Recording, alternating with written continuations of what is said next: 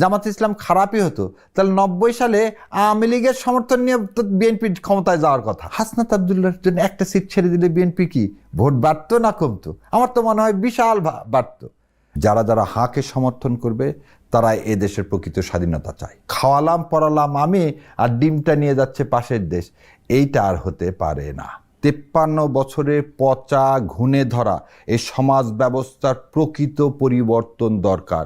এই বাসটা মনে করে দিচ্ছে বাংলাদেশকে হায়দ্রাবাদ বানানো যাবে না, বাংলাদেশকে সিকিম বানানো যাবে না। এটাই হচ্ছে জামাত ইসলাম। বাবার স্মৃতি বিজড়িত বাসা থেকে এক কাপড়ে বের করে দেওয়া হলো। সেদিন এই লক্ষ লক্ষ বিএনপির লোককে খুঁজে পাওয়া যায়নি কোথাও। নরেন্দ্র মোদীর নয়া বন্দোবস্ত কি?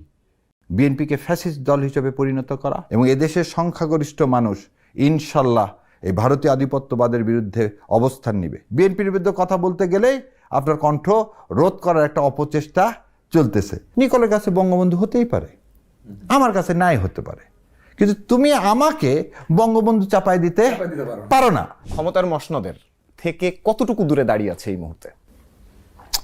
আসলে এই প্রশ্নটা করা উত্তরটা আমি এইভাবে দিই না। কি কারণে? ক্ষমতা দেওয়ার মালিক বিধাতা আল্লাহ সুবহানাহু ওয়া তাআলা হচ্ছে ক্ষমতা দেওয়ার মালিক, এবং তিনি যাকে ইচ্ছা তাকে ক্ষমতা দিবেন, যাকে ইচ্ছা তাকে ক্ষমতা থেকে নামাবেন।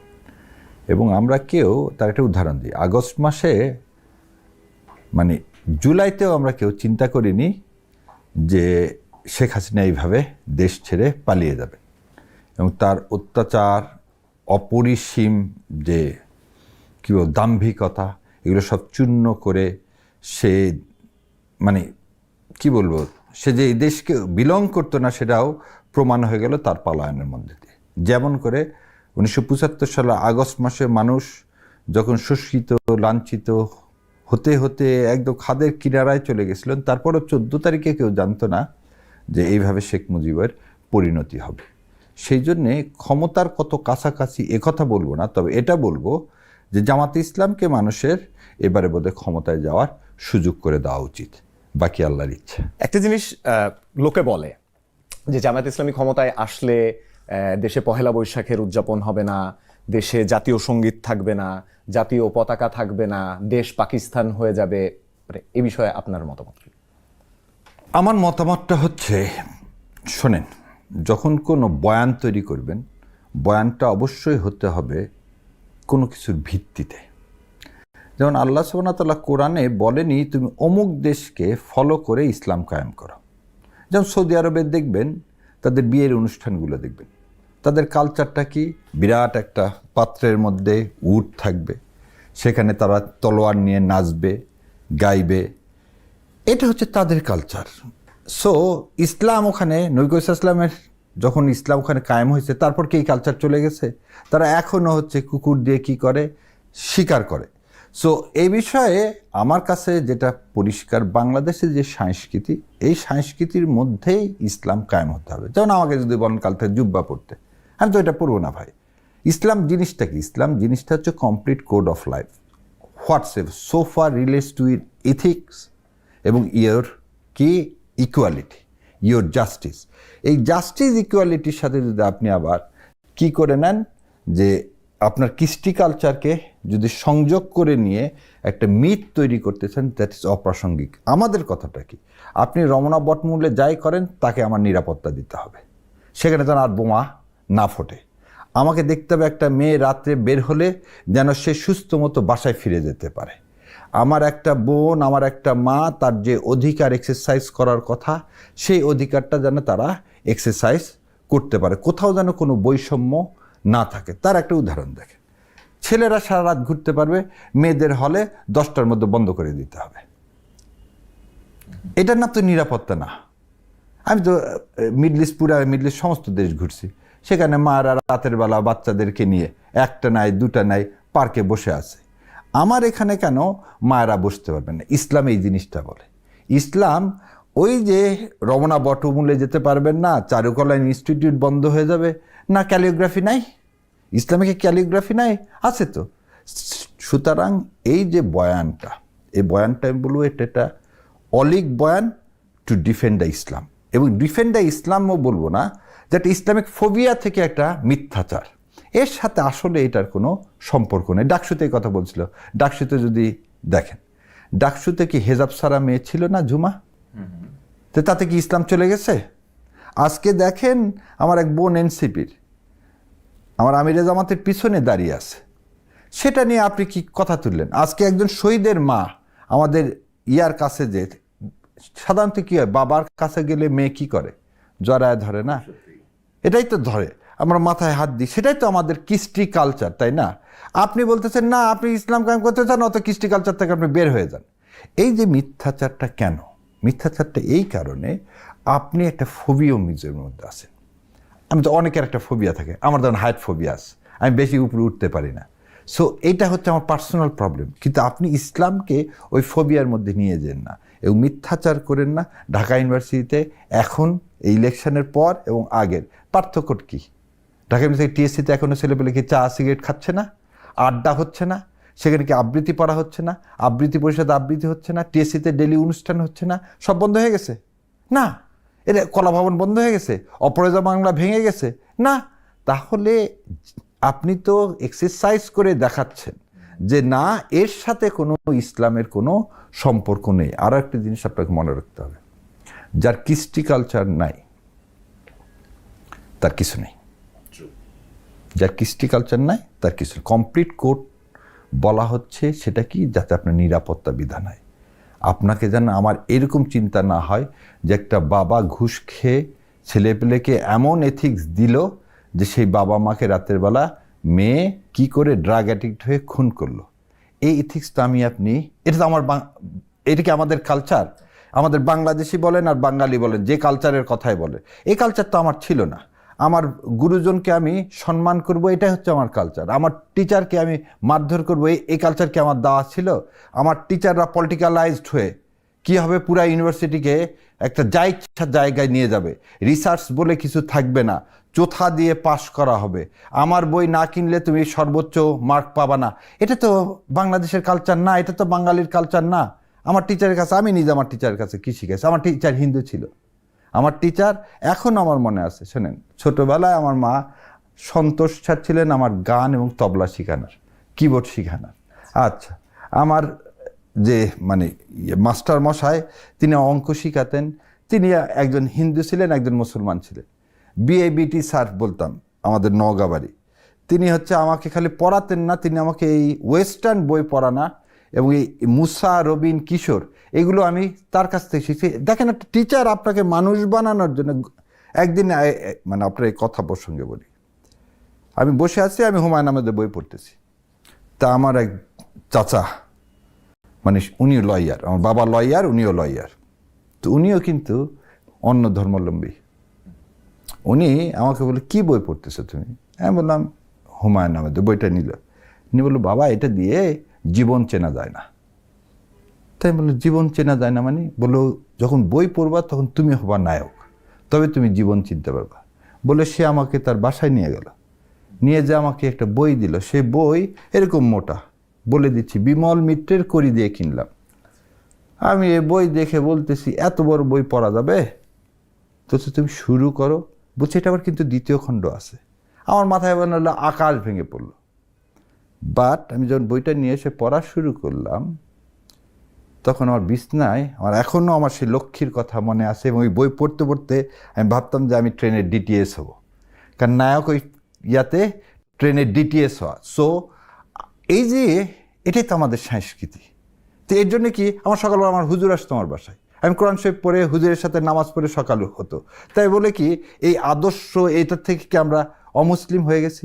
আমার খুব ক্লোজ ফ্রেন্ড, তার নাম কার্তিক, সে এখন মার্কেন্টাইল ব্যাংকে চাকরি করে। আমার আরেক ফ্রেন্ড ছিল স্বাধীন। এটাই তো আমাদের ছিল। এই জন্য আমি সবসময় একটা জিনিস বলি, রাজনীতি, ধর্ম, সংস্কৃতি আলাদা করেন না, বিভাজন করবেন, আপনি মূল উৎপাটন করবেন। যারা রাজনীতিকে বলে ধর্মকে আলাদা, রাজনীতি আলাদা, তাহলে আপনি ব্যবসা করার সুযোগ পাবেন। তিনটাকে একসাথে নিয়ে চলেন, কোনো ব্যবসা থাকবে না, সম্প্রীতির বাংলাদেশ গড়ে উঠবে। 5 আগস্ট পরবর্তী বাংলাদেশে বিএনপির নামে অভিযোগ আছে যে বিএনপি টেম্পু স্ট্যান্ড, বালুরঘাট থেকে শুরু করে এগুলো দখল করেছে। জামায়াত কি দখল করলো? জামাত আদর্শ দখল করছে। জামাত জুলাইকে ধারণ করছে। সেই জন্য দেখবেন জামাত একটা বাস নামাইছে গতকালকে, এবং সেই বাসের গায়ে লেখা আছে হাঁ ভোট দিন। এবং ওই বাসে কিন্তু জামাতের কোনো নেতা ঘুরতেছে না সারা দেশে, ওই বাসে ঘুরতেছে হাদির আদর্শ, হাদির রক্তে গড়া একটা বাস। সে বাসে সারা বাংলাদেশের মানুষকে মনে করে দিচ্ছে এই হাজার হাজার প্রাণের যে আত্মাহুতি, আমরা একটা সংস্কার চাই। 53 বছরের পচা ঘুণে ধরা এই সমাজ ব্যবস্থার প্রকৃত পরিবর্তন দরকার। স্বাধীনভাবে বাংলাদেশ স্বাধীনভাবে দাঁড়িয়ে থাকবে। সমস্ত দেশের সাথে আমাদের সম্পর্ক হবে ইনসাফের ভিত্তিতে, ইকুইটির ভিত্তিতে। কেউ আমার প্রভু হবে না। আমার দেশটা ওই ভুটানের মতো হবে না যে আমার ফরেন পলিসি করার জন্য ইন্ডিয়ার অনুমতি লাগবে। আমার দেশের সেনাবাহিনী সে কি অস্ত্র কিনবে কি কিনবে না তার জন্য আমার পার্শ্ববর্তী দেশের অনুমতি লাগবে না। আমরা একটা স্বাধীন সার্বভৌম জাতি হিসাবে মাথা চারা দিয়ে বেঁচে থাকব, এটা ওই বাস বলতেছে। এই বাসটা মনে করে দিচ্ছে বাংলাদেশকে হায়দ্রাবাদ বানানো যাবে না, বাংলাদেশকে সিকিম বানানো যাবে না।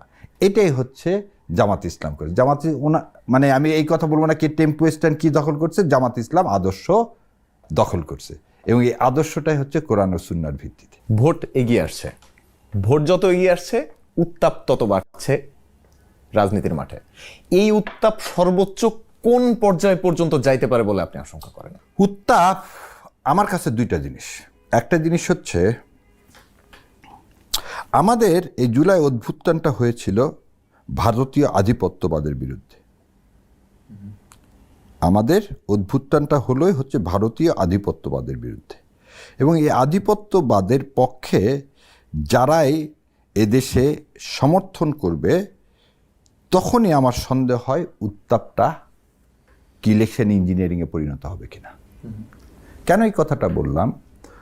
যখন ধরে নেন শহীদ রাষ্ট্রপতি জিয়াউর রহমান আওয়ামী লীগকে পুনর্বাসন করার 13 দিনের মাথায় তাকে শহীদ হতে হয়েছে, এবং তিনি যেদিন হত্যা হন সেদিন শেখ হাসিনার এই দেশ ছেড়ে পালিয়ে আখাড়া পোর্টে ধরা পড়ার কোনো কারণ ছিল না, কারণ জিয়াউর রহমান মারা গেছে, তার সাথে যদি ওনার সংযোগই না থাকে উনি যাবে কেমন করে?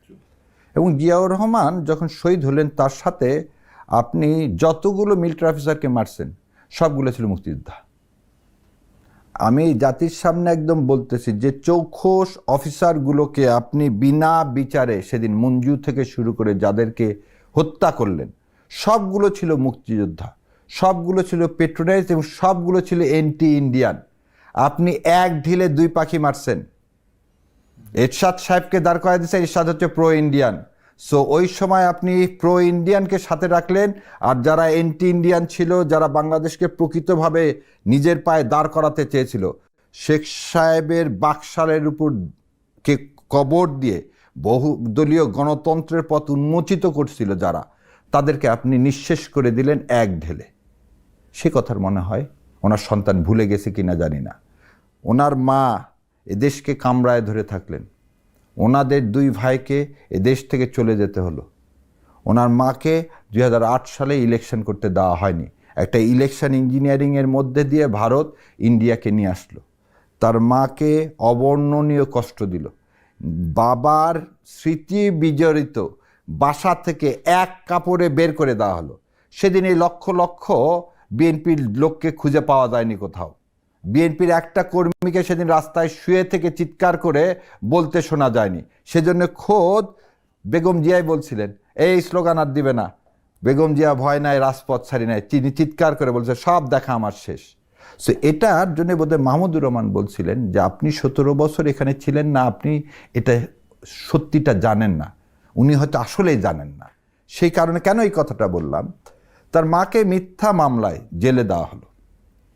একটা অসুস্থ দেশনেত্রী, 3 বারের প্রধানমন্ত্রী, তাকে বিনা চিকিৎসায় মৃত্যুর মুখে ঠেলে দেওয়া হলো। জেলখানায় তাকে পয়জন করা হলো। এবং এই কাজগুলো যে করলো, যারা এই মসনদে শেখ হাসিনার মতো মনস্টারকে রাখলো, সেটা তো ইন্ডিয়া। উনি গতকালকে বললেন যে আইন করে একটা দলকে বাতিল করা ঠিক হয়নি। তাহলে উনি আওয়ামী লীগের পুনর্বাসন চাচ্ছেন কার পরামর্শে? উনি আজ পর্যন্ত ক্লিয়ার করেননি উনি কেন দেশে আসতে পারেননি। উনি কেন দেশে আসতে পারেনি? উনি এই আত্মাগুলো, এই হাদি এবং হাদির পূর্ববর্তী এই 5ই আগস্টের আমাদের সন্তানগুলো রক্তের কথা উনি ভুলে গেলেন। উনি ওই রক্তের বদলে কিন্তু আজকে সারা বাংলাদেশ ঘুরতে পারতেছেন। তাহলে এই যে নয়া বন্দোবস্ত, আমরা তো বলছি জুলাই সনদ, নরেন্দ্র মোদীর নয়া বন্দোবস্ত কি? আওয়ামী লীগের পুনর্বাসন। নরেন্দ্র মোদীর নয়া বন্দোবস্ত কি? বিএনপিকে ফ্যাসিস্ট দল হিসেবে পরিণত করা। নরেন্দ্র মোদীর নয়া বন্দোবস্ত কি? আবার প্রভুর আচরণ করা, বাংলাদেশকে অধিগ্রহণ করা, বাংলাদেশকে সিকিমের পর্যায়ে নিয়ে যাওয়া। আজকে দুইটা স্টেটমেন্ট, গতকালকে স্টেটমেন্ট, আজকের স্টেটমেন্ট।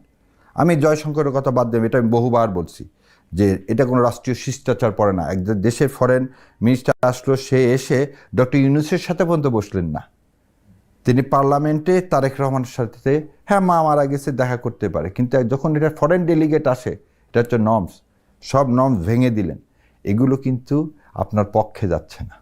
সেই জন্য বলছি ইলেকশনের আমি কোন জায়গায় দেখি, যদি ইন্ডিয়া এবার ইঞ্জিনিয়ারিং করতে যায়, এদেশের মানুষ সেটা প্রতিহত করবে, এবং এই প্রতিহত যদি করতে যায় তখন আদৌ বিএনপি ইলেকশন করবে কিনা এই বিষয়ে আমার ডাউট আছে। সো ইলেকশানে যদি দেখে মানুষ তার এই ভারতীয় আধিপত্যবাদের পক্ষের অবস্থানকে পছন্দ করে না, এবং এদেশের সংখ্যাগরিষ্ঠ মানুষ ইনশাল্লাহ এই ভারতীয় আধিপত্যবাদের বিরুদ্ধে অবস্থান নেবে, এবং সেই অবস্থান যখন আস্তে আস্তে পরিষ্কার হয়ে যাবে, ভারত যদি ইঞ্জিনিয়ারিং করতে না পারে, তাহলে হয়তো বিএনপি হয়তো ভোটে নাও আসতে পারে। তখন কি হবে? তখন কি হবে? আমরা 111-এর পদধ্বনি শুনবো, আবার আমাদের রক্ত দিতে হবে, প্রতি বিপ্লব করতে হবে। তখন আজকের যে কাজগুলো করতে পারিনি, 5ই আগস্টের পর রাষ্ট্রপতিকে সরাতে পারিনি, কার জন্য? বিএনপির জন্য। সমস্ত আমলাদেরকে সরানোর কথা বলা হয়েছে, বিএনপির জন্য পাওয়া যায়নি। আপনি রাষ্ট্রীয় সংস্কারের মূলে বিএনপির জন্য পাওয়া যায়নি। তারেক রহমান একটা কবর জিয়ারত করতে গেলেন, ওখানে তিনি স্টেটমেন্ট দিতে পারতেন, এই কবরে যে শহীদ শুয়ে আছে তাকে যারা মৃত্যুর কারণ, যারা হত্যা করেছে, সেই হত্যাকারী যে দেশেই থাকুক, সেখান থেকে আমি তুলে নিয়ে এসে তাদের বিচার করব, এবং সে যে দেশে আশ্রয় দেয় সে দেশের সাথে বাংলাদেশের ফরেন পলিসি হবে কি চোখে চোখ রেখে কথা বলার মতো। এরকম কোনো স্টেটমেন্ট আজ পর্যন্ত পাওয়া যায়নি। বরং আমরা যারা এই কথাগুলো বলতেছি তাদের উপরই সবসময় এখন হঠাৎ করে দেখতেছি তাদের উপর সবাই খুব চড়াও হচ্ছে, তাদের উপরে খুব চড়াও হচ্ছে। কি চড়াও হচ্ছে? যে আমরা যেটা 15 বছরে দেখে আসছি, যে আওয়ামী লীগের বিরুদ্ধে কথা বলতে গেলে কণ্ঠরোধ করা হতো, আজকে হঠাৎ আমি দেখতে পাচ্ছি সেই ফ্যাসিবাদের প্রতিধ্বনি, বিএনপির বিরুদ্ধে কথা বলতে গেলেই আপনার কণ্ঠ রোধ করার একটা অপচেষ্টা চলতেছে। সো এই কণ্ঠ একবার খুলে গেছে, একে যেভাবেই চেষ্টা করেন দাবিয়ে রাখা যাবে না। অনেকেই জামাতের আদর্শিক অবস্থান নিয়ে প্রশ্ন তোলে, কেউ কেউ তো আবার সরাসরি জামাতকে মুনাফেকও বলে বসে। তো মানে এই যে কাদা ছোড়াছুড়ি, এটাকে আপনি কিভাবে বিশ্লেষণ করেন? শোনেন, এই কথা ছোটাছুটির মধ্যে আমাকেও নিয়ে আসলো, বিভিন্নভাবে নিয়ে আসছে, যার মধ্যে একটা বলে দিই আপনার মাধ্যমে। আমরা বেহেশতের টিকিট বিক্রি করতেছি, আমার কথা বলা হয়েছে। ভাই, কোরআন এবং হাদিস বলছে কিভাবে বেহেশতে যাওয়া যাবে। একটা ছোট্ট উদাহরণ দিই, আপনি খেলার মাঠে যাবেন, আপনি আমাকে জিজ্ঞাসা করলেন খেলার মাঠ কোন দিকে, আমি দেখা দিলাম ওই দিকে। ওখানে যে টিকিট কাউন্টার থাকবে, টিকিট কিনবেন, তারপরে আপনি ভিতরে ঢুকতে পারবেন। সো এই দেখা দেওয়াটা কি কোরআন ও হাদিস অনুযায়ী যদি চলা যায়, তাহলে তুমি বেহেশতে যেতে পারো। আর বেহেশতে ঢুকবেন কিভাবে, কেমন করে ঢুকবেন না, এটা তো আল্লাহ সুবহানাহু ওয়া তাআলার ব্যাপার। আর ওখানে কিন্তু ফেরেশতা দাঁড়িয়ে থাকবে। এখানে আরেকজন বলছে না ফেরেশতা না, ওখানে বিএনপির লোক দাঁড়া থাকবে, চান্দা দিতে হবে, তারপরে হচ্ছে বেহেশতের মধ্যে ঢোকা যাবে। সো কথাটা তা না, কথাটা হলো যে এই যে মুনাফেকের কথা বলা হচ্ছে, শোনেন, আপনি কোনো মুসলমান বলেন আর আরেকজন, আপনার অন্তর্যামী আমি না, খুদ আল্লাহ সুবহানাহু ওয়া তাআলা তার রসুলকে এর উপরেও বলছেন। নবী করিম সাল্লাল্লাহু আলাইহি ওয়াসাল্লাম একবার বলছে ইসলাম কায়েম হবে না, আল্লাহ সুবহানাহু ওয়া তাআলা ওহী বন্ধ করে দিয়েছিলেন যে তুমি কাজ হচ্ছে ইউ আর এ মেসেঞ্জার, রসুলের নাম হচ্ছে messenger, you have to pass the message. তো দ্যাটস, তুমি তো অন্তর্যামী না, আমি তো কারো অন্তর্যামী না, আমি কেন আপনাকে মুনাফেক বলতে যাবো ভাই। আর শোনেন, সব মানুষের মধ্যে টেম্পারমেন্ট এক একজনের এক এক রকম। আপনি মুনাফেক বলতে গেলে আপনাকে নির্দিষ্টভাবে, কেউ যদি এখন বলে যে অমুক দল খারাপ কাজ করছে বলে ভূমিকম্প হয়েছে, সৃষ্টিকর্তার হাতে যে জিনিস সেটা নিয়ে আমি এই কথা বলতে পারি, তাই আমি কি তাকে বলবো এই লোকটা এরকম না, যে যেটা খারাপ বলুক, আমিও যদি খারাপ বলি তাহলে তো আমি তার সাথে এক হয়ে গেলাম। ইসলামের বাক্স একটা হওয়ার কথা ছিল, হয়নি। চেষ্টা করার মালিক আমরা, তার বেশি তো কিছু না। আমরা সর্বোচ্চ ছাড় দিব এবং দিয়ে দেখেন চরমনার সাহেবের ওখানে জামাত ইসলাম কিন্তু কোনো ক্যান্ডিডেট দেয় নাই। সো আমি আমার উদারতা দেখালাম, উনি কি করবে না করবে সেটা আপ টু হিম, সেটা আপ টু হিম। যেমন একটা কথা বলিস, জামাত ইসলাম সবকে এলিগেশন কি ৮৬ সালে আওয়ামী লীগের সাথে তারা কি করছে, ইলেকশন করছে, করে বেইমানি করছে, এবং যেহেতু বেগম খালেদা জিয়া দেশনেত্রী যায়নি সেজন্য তিনি নাকি কি আপোষহীন। এই যে বয়ানটা, এটা আমি বলবো যে একটা সম্পূর্ণ একটা মিথ্যা বয়ান। দেশনেত্রী বেগম খালেদা জিয়া সেই সময় যায়নি। জামাত ইসলাম প্রপোজ করছে ৮৪ সালে যে সরকারে থাকবে তার আন্ডারে যদি নির্বাচন করেন কোনদিন নির্বাচন নিরপেক্ষ হবে না, এবং সেটা প্রমাণ করার জন্য ৮৬ সালে নির্বাচন করা হয়েছে। সেই নির্বাচনে জাতীয় পার্টি কিন্তু ১৫৩টা সিট পাইছিল মাত্র। সো বিএনপি যদি ক্ষমতায় আসতো, এরশাদ সাহেব ক্ষমতায় নাও থাকতে পারত। তারপর ৮৮ সালে কি আর গেছে, যায়নি। সো যদি জামাত ইসলাম খারাপই হতো তাহলে ৯০ সালে আওয়ামী লীগের সমর্থন নিয়ে বিএনপি ক্ষমতায় যাওয়ার কথা, যায়নি তো। জামাতে ইসলামকেই সমর্থন নিয়েই তো ক্ষমতায় গেছে। আসেন ৯৬ সালে জামাতে ইসলামই তো আন্দোলন করলো কি নিয়ে, আন্দোলন করলো তত্ত্বাবধায়ক সরকার ব্যবস্থা নিয়ে, তাকে আওয়ামী লীগ সমর্থন দিল। এটা বিএনপি বলে আওয়ামী লীগ আর জামাত ইসলাম একসাথে করছে, খুব ভালো কথা, একসাথে করছে। তো ৪ বছর পর সেই জামাত ইসলামকে নিয়েই কিন্তু বেগম খালেদা জিয়া ৪ দলীয় ঐক্যজোট করে ভোট করে কি ক্ষমতার অংশীদার বানাইছে। এবার লাস্টের কথা আসি, ১৮ সালে তো জামাত ইসলাম ভোট বয়কট করলেন। ১৮ সালে জামাত ইসলাম ভোট বয়কট করলেন, ৮০% বিএনপির ক্যান্ডিডেট ভোট বয়কট করলো। এই মহাসচিব বললেন যে কি ভোট এটা রাতের ভোট হয়ে গেছে। সেই রাতের ভোট ঘোষণা দিয়ে আপনি আবার এমপি নেন, আপনি আবার মহিলা এমপি নিলেন কিভাবে? আওয়ামী লীগকে লেজিটিমেসি দিল কে? রাতের ভোটে লেজিটিমেসিটা দিল কে? কারণ তখন দেশনেত্রী অসুস্থ, দেশনেত্রী বাইরে থাকলে এই কাজ। সুতরাং ওই দলের মধ্যে কিছু লোক আছেন যারা বেগম খালেদা জিয়া এবং জিয়াউর রহমানকে ওন করে না। তারাই আজকে দেখবেন বিভিন্ন জায়গায় খালি জামাত ইসলামে, যখন এই মানে জুলাইয়ের স্প্রিট হওয়ার কথা ছিল দুই দল একসাথে থেকে দেশ গড়ার, তখন একটা বিভাদের রাজনীতি তৈরি করার অপচেষ্টা চালাচ্ছে। ইসলামী দলগুলোকে যে এই এক ছাতার নিচে আনা এবং অভ্যুত্থানের অগ্রগামী যে দল এনসিপির সাথে নির্বাচনী সমঝোতা, এটাকে একটা মানে ভোটাররা, সাধারণ ভোটার জনগণ, তারা এটাকে একটা বড় চমক হিসেবে দেখছে। মানে জামাত ইসলামীর চমকি ইলেকশনের আগ পর্যন্ত এটাই শেষ, নাকি আর কোনো বড় চমক আসছে? চমক বলা যাবে না। যেমন জামাত ইসলামের আমির গত 2 দিন ধরে একটা কথা বলছেন যে স্টিয়ারিংয়ে থাকবে যুব সমাজ, আমরা থাকবো ব্যাক সিটে। একটা প্লেনের ককপিট কার হাতে দেওয়া হবে? যুব সমাজের হাতে দেওয়া হবে, আর আমরা পিছনে থাকবো ব্যাক সিটে। আমার এখনো মনে আছে, ওই ছোটবেলায় খুব উপস্থিত বক্তৃতা করতাম। তো উপস্থিত বক্তৃতায় একটা ছিল যে সাবজেক্টটা এরকম ছিল যে অসি অপেক্ষা মসি শ্রেয়। তো এটা তো কোটন 6 এটা কবে বলছি, তো এই অসি মসি মনে হলো যে the sword is mightier than the pen is mightier than the sword. জিনিসটা কি? আপনি হচ্ছে কলম, জ্ঞান, তরবারি দরকার। আপনি তরবারি কিভাবে আঘাত আনবেন সেটা কিন্তু জ্ঞান না থাকলে আপনি জানবেন না, আগে প্রশিক্ষণ নিতে হবে। সো এই যুব সমাজকে তৈরি করে ক্ষমতায় পাঠানোর জন্য কে আছে? আমার এই অভিজ্ঞ দলটা আছে। আজকে এনসিপিকে দেখেন, এনসিপি যদি আপনি এইভাবে দেখেন, এনসিপিকে আমাদের লালন পালন করতে হবে। কেন লালন পালন করতে হবে? জুলাই যোদ্ধা তারা বয়সে তরুণ, তাদের হয়তো এখনো ওই ভোটের বেসটা নাই, কিন্তু তার এটা তো অনস্বীকার্য যে তাদের জন্য আজকে আমরা এইভাবে, আমি আপনি এই জায়গায় বসে আছি, আমি আপনি এই কথাগুলো বলতে পারতেছি। সো ওই যে কন্ট্রিবিউশন, এইটাই ভুল করছিল শেখ সাহেব দেখেন, ইন্ডিয়া কি চাইছিল? প্রকৃত মুক্তিযোদ্ধারা যাতে বেঁচে না থাকে। আমি যখন এই কথা বলি সেদিন এক অনুষ্ঠানে আমাকে বলছে যে আপনি দেখান তো যে বই থেকে যে এই অন্যান্য কি হলো বুদ্ধিজীবীদেরকে ইন্ডিয়া হত্যা করছে। আমি বললাম, বোন, আমি বুদ্ধিজীবীকে ইন্ডিয়া হত্যা করছে কিনা তার আগে আমাকে একটা জিনিস বলেন, জয়রান কবে হত্যা হয়েছে? 72 সালে তখন পাকিস্তানের সৈন্যরা কোথায়? 93,000 লোককে তো আপনি ইন্ডিয়ায় নিয়ে চলে গেলেন। তাহলে জহিরানকে হত্যা করলো কে?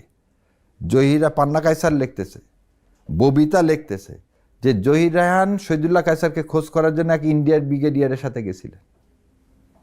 সো এই যে এভিডেন্সগুলো, মেজর জলিল হচ্ছে প্রথম মুক্তিযোদ্ধা, সে একটা কি সেক্টর কমান্ডার, তাকে আপনি প্রথম অ্যারেস্ট করলেন।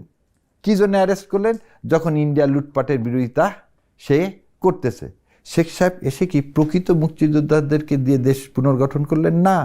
ওই জন্যে কিন্তু ইন্ডিয়া সাবস্টিটিউট গঠন করে রেখেছিলেন কি, মুজিব বাহিনী। এই মুজিব বাহিনী, মুজিববাদ কিন্তু কি করলেন, রক্ষী বাহিনী তৈরি করে দেশটাকে তছনছ করে দিলেন। কত হাজার মুক্তিযোদ্ধাকে শেখ সাহেব মেরে ফেলছে।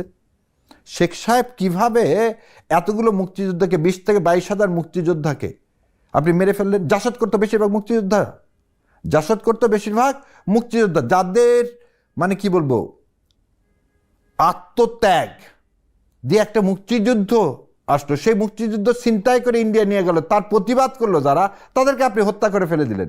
কার বুদ্ধিতে? আপনার ভ্যাগনার বুদ্ধিতে, আপনার ভ্যাগনার বুদ্ধিতে। সেই ছাত্রলীগের ওখান থেকে শেখ মনির এই জেদাদি দিতেই তো এই মুক্তিযুদ্ধগুলোর আজকের এই অকাল প্রাণে গেল। ইতিহাসের পাতা বড় নির্মম। ওই বইগুলো এখন আর এই যুগের ছেলে পেলে পায়ও না, পড়তেও পায় না যে শেখ মনির কি ভূমিকাটা সেই সময় ছিল, কেন মুজিববাদ গঠন করলো।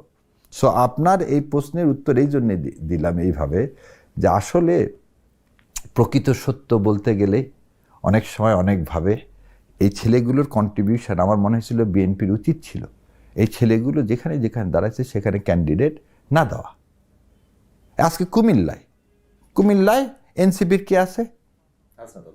হাসনাত আবদুল্লাহর ওখানে একজন ঋণ খেলাফি, হাইকোর্ট পর্যন্ত তার প্রার্থিতা বাতিল হলো মুন্সি সাহেবের।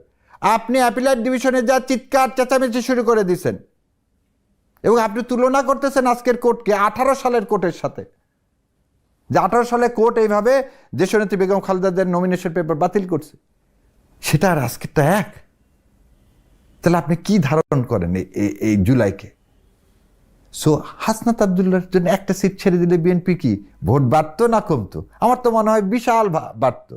আপনি যদি পঞ্চগড়ের সিট ছেড়ে দিতেন, এই বাচ্চা ছেলেগুলোকে যদি আপনি অ্যাডপ্ট করে নিতেন, তাতে কি হতো? কার ভাগ্যের পরিবর্তন হতো? দেশের ভাগ্যের পরিবর্তন হতো। সামনে আর কেউ মনস্টার হওয়ার সাহস পেত না, সবার মধ্যে ইন্সপিরেশন কাজ করতো যে দেশের জন্য যারা লড়বে এই দেশ তাদেরকে মূল্যায়ন করবে। বিএনপি অবমূল্যায়ন করতেছে।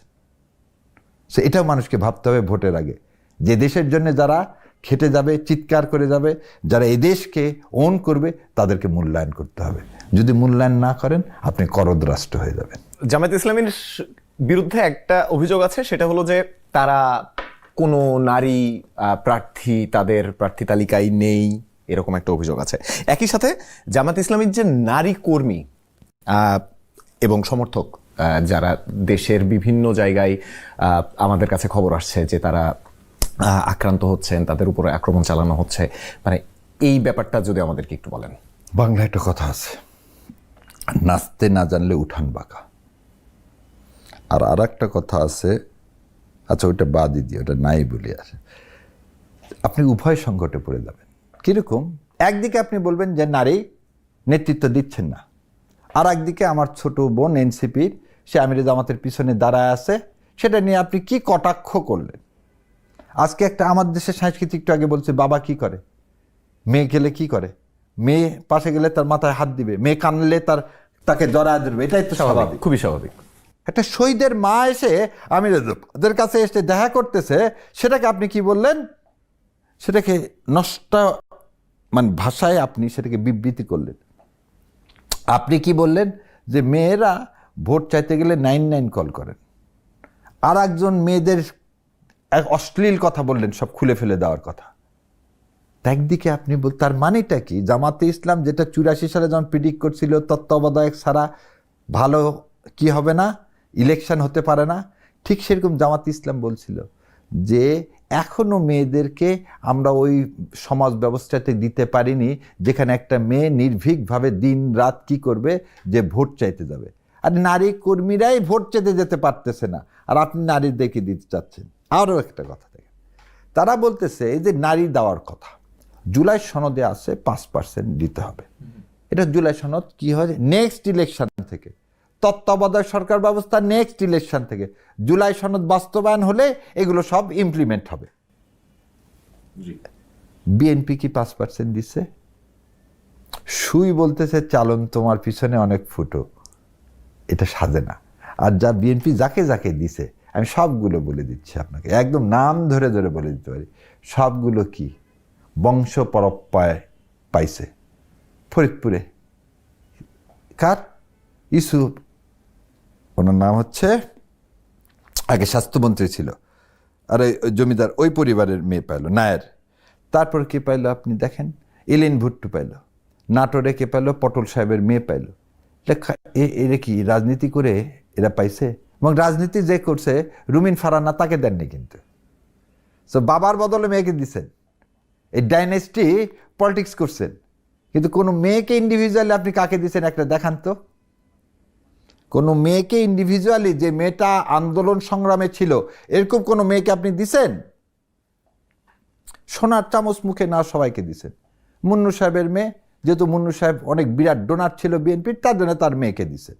সো এইভাবে আপনি এই কথাগুলো বলতে পারেন না, যেটা নিজে করেননি সেটা অন্যকে করতে বলেন না। পত্রপত্রিকায় আমরা প্রায় দেখি যে এবারের নির্বাচনের উইন ফ্যাক্টর হিসাবে কাজ করবে নারী ভোটার এবং রাষ্ট্র সংস্কারের যে প্রক্রিয়া, সেটার সাথে যারা মতে ছিল কিংবা বিমতে ছিল। মানে আপনার দৃষ্টিতে এটা কেমন? আমার দৃষ্টিতে এবারের ভোটটা 53 বছরের ভোটের চেয়ে আলাদা।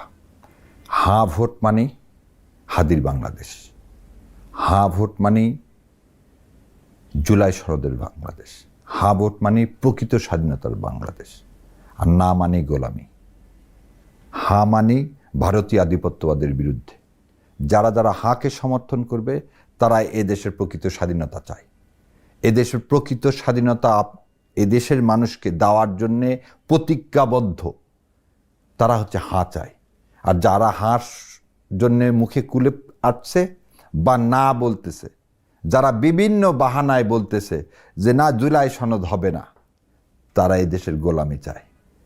সো আপনার প্রশ্নের উত্তরটা আমার মা বোনেরা ভাইরা সবার কাছে, আর গোলামি না। 53 বছর গোলামি করেছি, আর গোলামি না। এবার আমরা নিজেদের মতো করে উঠি, নিজেদের মতো স্বয়ংসম্পূর্ণ হয়ে একটা আসলে প্রকৃত সোনার বাংলা, যে প্রকৃত সোনার বাংলার স্বপ্ন সেই 65 সালের আগ থেকে দেখিয়ে আসা হয়েছিল, যে অলিক হাঁসের, এখন আর আমরা অলিক হাঁস নাই। এখন আমাদের সত্যি এই দেশটা সোনার ডিম দিতে পারে, কিন্তু সেই সোনার ডিমটা আর একজন নিয়ে যাচ্ছে। তো আমার খাওয়ালাম পড়ালাম আমি, আর ডিমটা নিয়ে যাচ্ছে পাশের দেশ, এইটা আর হতে পারে না। সো আমার ডিম আমার কাছে রাখতে হবে, সেটা যত রক্তের বিনিময়ে হোক। সেই জন্যে হাঁকে জয়যুক্ত করতে হবে। হাঁকে জয়যুক্ত করলে স্বাধীনতাকে জয়যুক্ত করা হবে, হাঁকে জয়যুক্ত করলে মুক্তিযুদ্ধকে জয়যুক্ত করা হবে, হাঁকে জয়যুক্ত করলে এদেশের স্বাধীনতা পরম্পরায় রক্ষা পাবে। 5 আগস্টের আগে গণমাধ্যমের ক্যারেক্টার, তারপরে 5 আগস্টের পরে এখনকার গণমাধ্যমের আচরণ, এটা আপনি কিভাবে দেখেন? এইখানে এটা বললে আমার কোট করব না, কোট আনকোট মাসুদ কামাল বলছে যে গণমাধ্যম হচ্ছে সবচেয়ে বড় দালাল, এরা দালালি করতেছে। আমি ওনার কথাটাকে পুরাপুরি সমর্থন করি না, কিন্তু আবার কিছুটা করি। কেন বললাম এই কথা? সেদিন এক জায়গায় গেছিলাম, যে ওখানকার এক সাংবাদিক স্যার ছিলেন, তাকে বলছি আপনি হচ্ছে জাতির মিরর, সাংবাদিক মানে হচ্ছে জাতির মিরর। তোফাজ্জল হোসেন মানিক মিয়ারা সেই সময় যে অবদান রেখেছে, আজকে সেই সময়ের সাংবাদিকেরা, সঙ্গীত শিল্পীরা জাতির জন্য যে অবদান রেখেছে, আজকে আপনি আমাকে দেখান তো যে এই গণ অভ্যুত্থানে, মানে এইভাবে বলাটা কি ঠিক হবে কিনা জানি না, গণমাধ্যমের ভূমিকাটা কতখানি ছিল। গণমাধ্যম কি আত্মচিৎকার করে বলেছে যে ঠিক আছে আমাদের বন্ধ করে দিচ্ছে, আমরা বিদেশ থেকে ইন্টারনেট বন্ধ করে দিচ্ছে, আমরা বিদেশ থেকে আমরা চালাবো। আজকে পরিবর্তনটা কি হচ্ছে? একজনের নাম বলতেছি না, যার অনুষ্ঠানে কেউ গেলে বলে 3:1। এটা কেন হবে? একজনের অনুষ্ঠানে গেলে সেদিন এক বোন বলেই বসছে 3:1। এটা কেন হবে? আপনি তো কোনো এজেন্ডা নিয়ে আসেননি। আপনি কি, আপনার এজেন্ডাটা কি? বাংলাদেশ। আপনার এজেন্ডা কি? এদেশের সার্বভৌমত্ব। আপনার এজেন্ডা কি? এদেশের অর্থনৈতিক উন্নয়ন। আপনি টক শোগুলোতে যে দেখেন তো যে কোন পলিটিক্যাল পার্টি কোনো টক শো আয়োজন করছে যে 2 দলের প্রধানকে আমরা এক জায়গায় এক টেবিলে নিয়ে আসবো, ইলেকশনের আছে আজ 10-12 দিন, কার অর্থনৈতিক প্রোগ্রাম কি, এটা আসলে ফ্যামিলি কার্ড 1 লক্ষ কোটি টাকা লাগবে, এই 1 লক্ষ কোটি টাকা কিভাবে আসবে এই নিয়ে কোনো কথা হয়? সেদিন আমি এক অনুষ্ঠানে গেছি, বলে দিই, জেসিনের অনুষ্ঠানে গেছি, এবং প্রথম আমি জেসিনের অনুষ্ঠানে যে সারাক্ষণ চুপচাপ বসে থেকে খুব ডিফেন্সিভ খেলা করছি, যেটা আমি জীবনে খেলি না। কারণ আমি দেখলাম এখানে যদি আমি কথা বলি তাহলে এখানে একটা অকওয়ার্ড পজিশন ক্রিয়েট হবে। কেন? ওই দিন ডাকসুতে ছাত্র দলের যে করাপশান, সেই করাপশানের সব কিছু দেখানো হয়েছে প্রজেক্টর দিয়ে। আমি এক্সপেক্ট করছিলাম কাজী জেসিন ওই দিন ওইটা তুলবে। কাজী জেসিন করলেন কি ওই দিন? আমি কোন গ্রামে কোথায় বলছি যে আপনি যদি মারাও যান, যদি ইসলাম কায়েম করতে চান, আল্লাহকে অ্যাটলিস্ট বলতে পারবেন যে আপনি দাঁড়িপাল্লায় ভোট দিছে, আল্লাহ আমার ইসলামটা কবুল করেন। এটা নিয়ে she was more and more hammering about it. এবং আমি তখন দেখলাম যে না, যে কেউ যদি আল্লাহ গাইড না করে, আমি তো গাইড করতে পারি না। এখন যদি আমি ওখানে এই প্রশ্নগুলো তুলি যে আপনি এই প্রশ্নগুলো কেন করতেছেন না, আপনি কেন একজন নেতা বললেন ভূমিকম্প হয়েছে, এই কথা কেন বলতেছেন না? একজন চাঁপাইনবাবগঞ্জে বললেন যে মহিলা কর্মীদেরকে দেখলে 144 মানে 999 টিপ দেওয়ার কথা, এটা কেন বলতেছেন না? ওনার এই যে অনুষ্ঠানের, এটা তো এই জাতির কাছে কি এটা কাম্য এই জুলাই বিপ্লবের পরে? না। কিন্তু যখন কোনো মিডিয়াতে যেই কথা বলবেন, যেমন আমি বলছিলাম যে যমুনাতে নিকলের কাছে বঙ্গবন্ধু হতেই পারে, আমার কাছে নাই হতে পারে, কিন্তু তুমি আমাকে বঙ্গবন্ধু চাপাই দিতে পারো না। আমি বলতেই পারি যে না, সে আমার কাছে বঙ্গবন্ধু না, কিন্তু তুমি এইভাবে বলতে পারো না বিজয়ের মাসে আপনি বঙ্গবন্ধুকে এই করতে পারে। That is not your role. That is not how it's supposed to be. You are anchoring. You are not there to make your own opinion. তাহলে তুমি আমার সিটে আসো, এসে বলো যে কেন আমি বঙ্গবন্ধু বলবো আর কেন আমি বঙ্গবন্ধু বলবো না। আমি সেদিন বারবার করে বলছি, যাকে যারা যে উপাধি দিছে সেই উপাধি তুলে নিছে, তারপর তুমি বলো কিভাবে। তাকে 69 সালে যে ছাত্ররা বঙ্গবন্ধু উপাধি দিছিলেন, 73 সালে ঢাকা ইউনিভার্সিটিতে সেই একই জায়গা থেকে তার বঙ্গবন্ধু উপাধি তো তুলে নিল, তুমি নিকল তাকে বঙ্গবন্ধু দাও কেমন করে? সো এই যে দুইটা দেখালাম, তারপরে যে আরেকটা বললাম যে কি, যে রাজনৈতিক অ্যাসাসিনেট হলে হবে না। সবসময় মনে রাখতে হবে 15 বছরে দেশটার অনেক ক্ষতি হয়ে গেছে। এদেশের মেরুদণ্ড বলে কিছু নেই, অর্থনীতি বলে কিছু নেই। যারাই ক্ষমতায় আসবে টের পাবে দেশ চালানোর কি, কারণ দেশে কোনো টাকা নাই ভাই, সব টাকা নিয়ে চলে গেছে। তাহলে এই দেশটাকে তো আবার দাঁড়াতে হবে। অলিক স্বপ্ন দেখিয়ে লাভ নেই। আপনি 1 লক্ষ কোটি টাকা খরচ করবেন, বাজেটই হয় হচ্ছে 6 থেকে 7 লক্ষ টাকা। তো ফ্যামিলি কার্ডে যদি 1 লাখ টাকা দেন, বাকি দেশ চালাবেন কি দিয়ে? দেশটা চালাবেন কি দিয়ে? আপনার তো আবার একটা জিনিস, আপনি তো এই 7 লাখ কোটি টাকার মধ্যে 50% বড় করেন। আমাদের এখন 24 লক্ষ টাকা হচ্ছে ঋণ। এই ঋণের মান্থলি ইনস্টলমেন্ট কিভাবে দিবেন? দেশ তো ব্যাংক্রাপসির দিকে এগিয়ে যাচ্ছে। 24 লক্ষ কোটি টাকা যদি আপনাকে সার্ভিসিং করতে হয়, আপনি কোথা থেকে এই টাকা দিবেন? দ্বিতীয় কথা, আমাদের কি সেক্টর আছে? গার্মেন্টস আর রিমিটেন্স ছাড়া আপনি যে আয়ের বলা হচ্ছে যে করের রেঞ্জটা বাড়াবেন, কার উপর বাড়াবেন ভাই? ইন্ডাস্ট্রিগুলো ঢুকতেছে, গ্যাস নাই। ইন্ডাস্ট্রিগুলোতে ঢুকতেছে, গ্যাস নাই। তাহলে গ্যাস দিতে পারবো না, আর ইন্ডাস্ট্রির উপর আপনি আবার ট্যাক্স চাপাবেন? সেজন্য স্বপ্ন আর বাস্তবতা এক হতে হবে। আপনাকে দেখাতে হবে কীভাবে আপনি ইন্ডাস্ট্রিকে সার্ভাইভ করাবেন। আমার গ্যাসের লাইফলাইন কত দিনের, আপনি এলপিজি কিভাবে আনবেন? এলপিজির ইন্টারন্যাশনাল মার্কেট আজকে স্যাচুরেটেড। এই অবস্থায় আমি কিভাবে ভায়াবল একটা বাংলাদেশ তৈরি করতে পারবো? কর্মসংস্থান কিভাবে সৃষ্টি করতে পারবো? ব্যবসায়িককে তো খালি দোষ দিয়ে লাভ নেই। ব্যবসায়িককে আপনি গুড গভর্নেন্স দিবেন, সে জেনারেট করবে। আর প্রাইভেট সেক্টরেই তো আমাদের এই দেশের পরিবর্তন যা বলতে, সেটা প্রাইভেট সেক্টরই করছে, এই বিষয়ে তো আর কোনো সন্দেহ নাই। তাদেরকে আপনি এই যে কথা প্রসঙ্গে বলছে একজন, কে ওই যে আজম চৌধুরী, আগে দিতাম 1 লাখ, এখন দিতে হয় 10 লাখ। আজম চৌধুরী এই 10 লাখ টাকা কাকে দিছে সেটা তো আপনারা কেউ বলতেছেন না। তার মানে আপনি ক্ষমতায় যাওয়ার আগে কিন্তু আপনি চাঁদার হার বাড়ায় দিয়েছেন 10 গুণ। তাহলে ওই মানে অসুস্থ সিক ইন্ডাস্ট্রিটা তো দুদিন পর আত্মহত্যা করবে। ক্ষমতা যাওয়ার আগে আপনি এই কাজ করলেন, আত্মহত্যার পর তাহলে বাংলাদেশটাকে মেরে ফেলে দেন। হাসনাত বলছিলেন না দরকার নাই সব ভোটের, ক্ষমতা দিয়ে দেন। ক্ষমতায় যান, দেখেন দেশটা কিভাবে চালানো, কত সোজা। চাঁদা বন্ধ করেন, গুড গভর্নেন্স নিয়ে আসেন, সবাই মিলে একটা জাতীয় সরকার তৈরি করি, জাতীয় সরকার তৈরি করি, দেশটাকে বাঁচায়। দেশটা এখন একটা একদম আইসিইউতে আছে, এটাকে একটা লাইফ লাইন দিতে হবে।